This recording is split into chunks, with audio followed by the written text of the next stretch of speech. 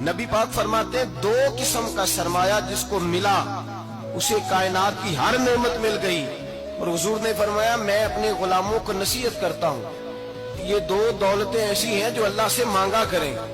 صبح و شام رب کریم سے ان دو پیسوں کا سرمایہ کا اس خزانے کا سوال کریں.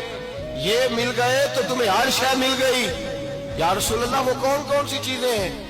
فرمایا ایک جس شخص کو اللہ نے معاف کرنے کی دولت عطا کر دی, جو معاف کرنے لگ گیا, جس کی طبیعت میں درگزر آ گیا, جو معاف کرنے لگا, غلطیاں معاف کرنے لگا, جس کو ایک دولت یہ مل گئی.